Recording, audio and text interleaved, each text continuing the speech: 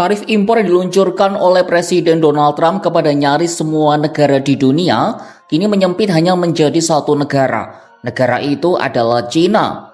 Hal ini setelah Trump resmi mengumumkan jeda selama 3 bulan untuk pemberian tarif pada Rabu 9 April 2025 lalu, kecuali untuk China. Semua pasang mata kini tertuju ke dua negara penguasa ekonomi global ini. Assalamualaikum warahmatullahi wabarakatuh. Kita bertemu kembali di channel YouTube Bustami Narda Official. Sahabat BN, perang dagang yang terjadi sekarang ini tampaknya semakin mengerucut kepada peperangan antara Amerika dengan China. Kenapa dikatakan demikian? Sekarang semakin menjurus peperangan ini, perlawanannya antara dua negara besar ini.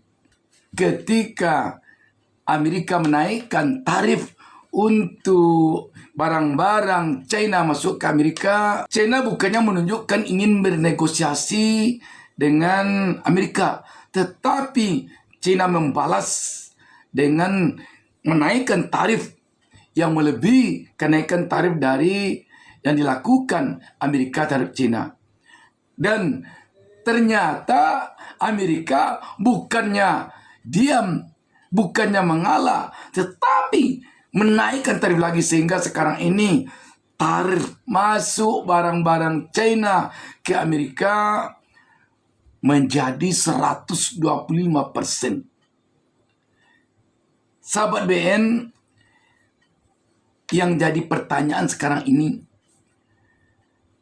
perang dagang yang menjurus kepada dua negara besar, yang satu berada di blok barat, yang satu berada di blok timur ini, siapakah yang akan memenangkan peperangan ini? Atau apakah akan berimbang peperangan ini? Ataukah akan sama-sama kalah kedua-duanya, artinya hancur kedua-duanya? Mari kita lakukan analisa tentang hal ini.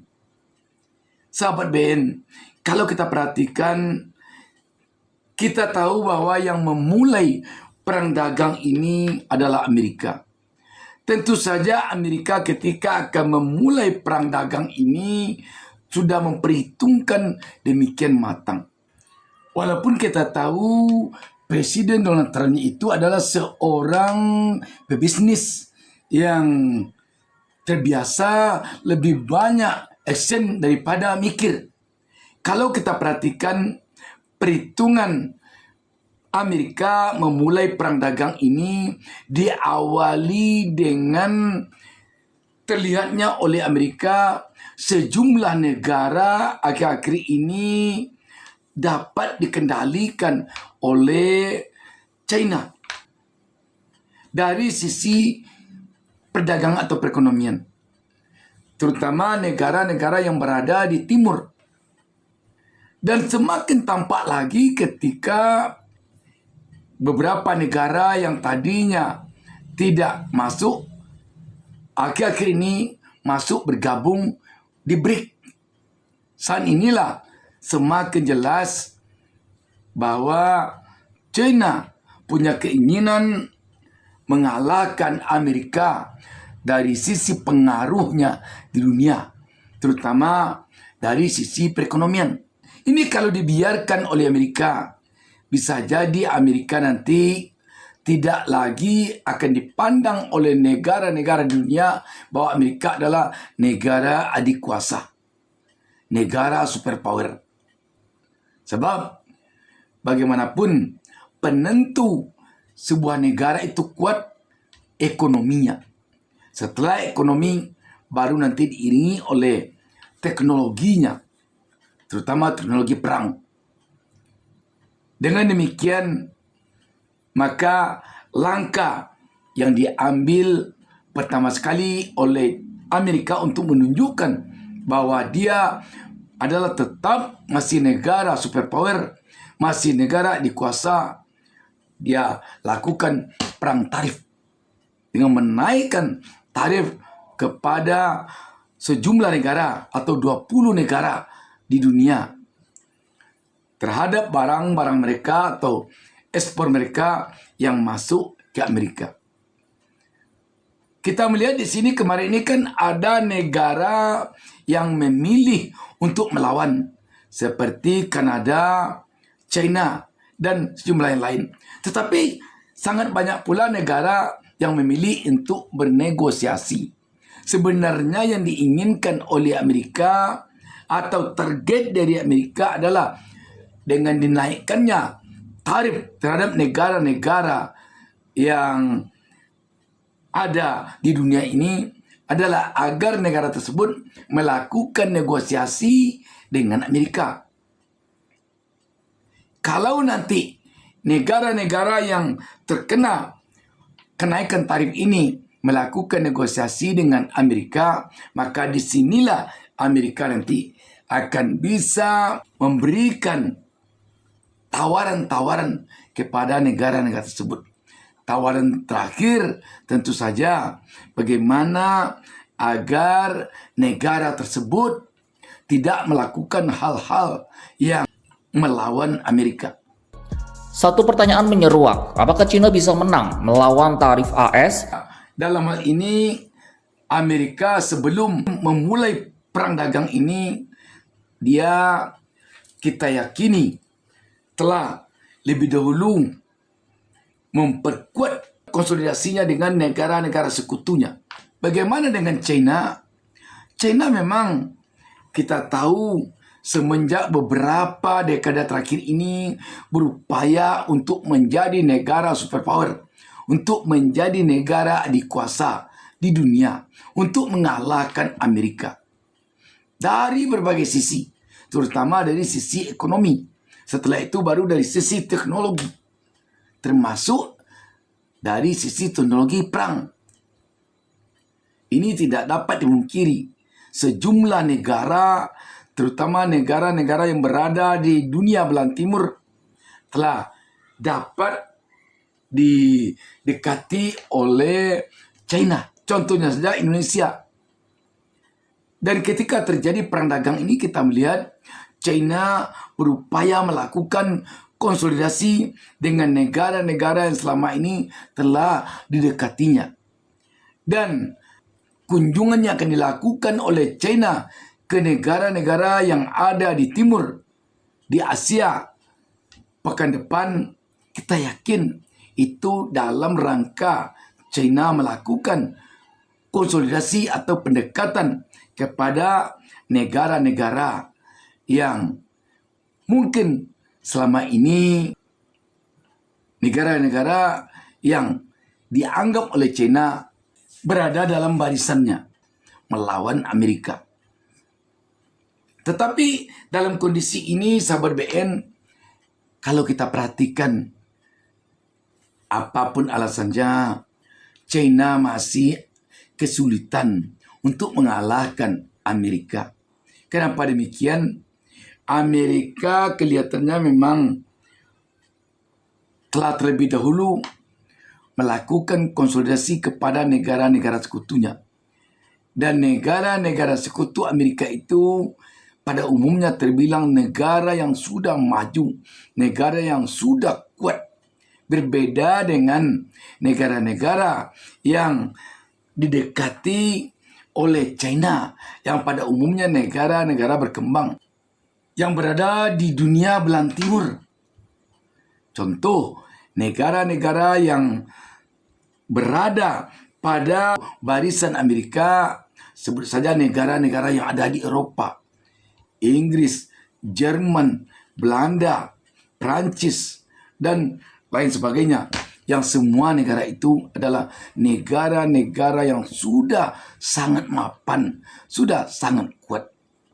Laju tarif yang diberikan Trump ke Cina sungguh mencengangkan. Hanya dalam waktu seminggu, angkanya naik dari 54%, selanjutnya 104%, dan kini 125%. Dikutip dari CNN, pertikaian ini menciptakan keretakan bersejarah yang tidak hanya akan menimbulkan penderitaan bagi kedua pihak, tapi juga ketegangan luar biasa pada persaingan geopolitik mereka.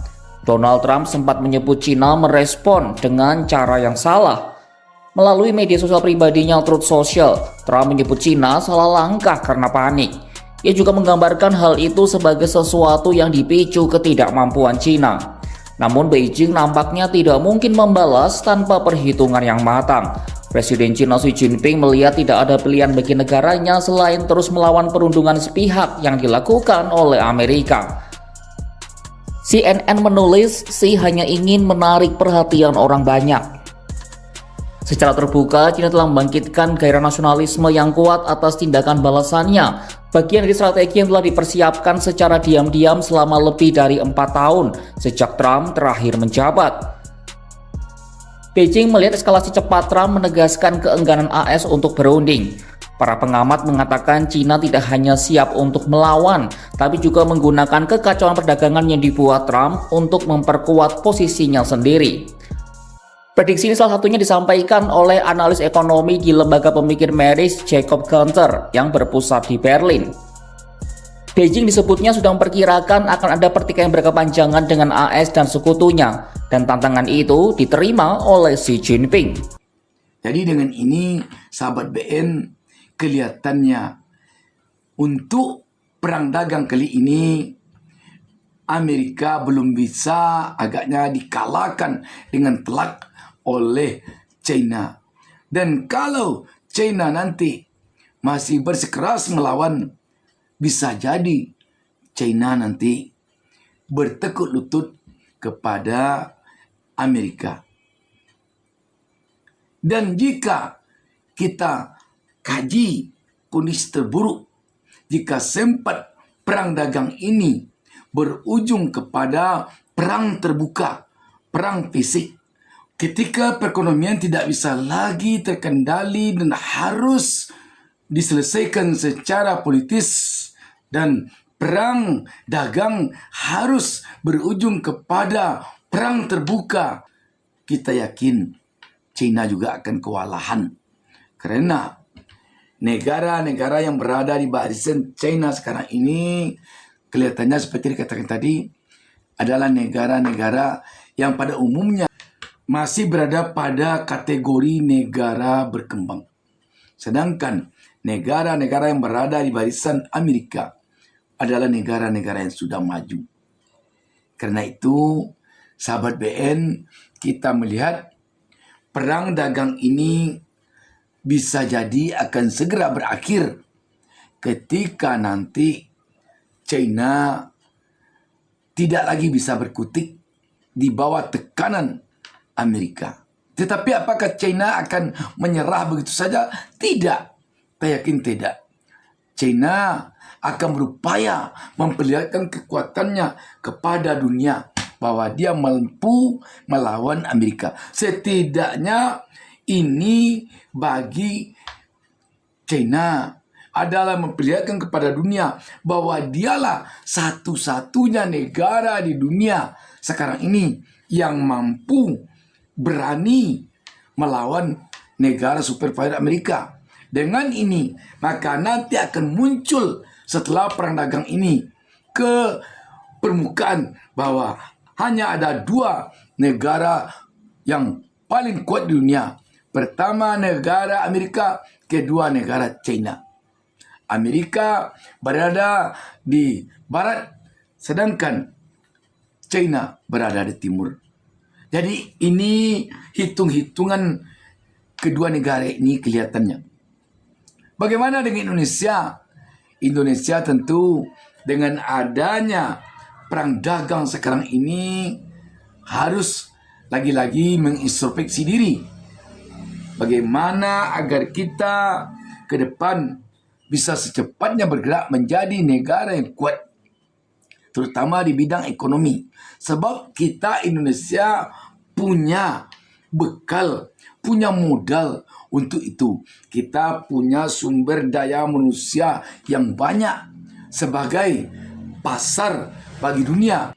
Karena kita punya pasar yang sangat besar. Di samping itu, Indonesia punya kekayaan alam yang melimpah. Ini modal kita. Tetapi apa kelemahan kita selama ini, kekurangan kita selama ini? Kita punya kualitas sumber daya manusia yang masih rendah, baik ditinjau dari sisi pendidikan maupun ditinjau dari sisi yang lainnya. Selanjutnya, negara kita masih belum mampu lagi keluar dari kerangkeng korupsi. Negara kita masih berada di dalam hukum yang lemah. Negara kita masih berada pada birokrasi yang masih belum lagi bisa memberikan pelayanan yang prima kepada pengusaha atau kepada publik.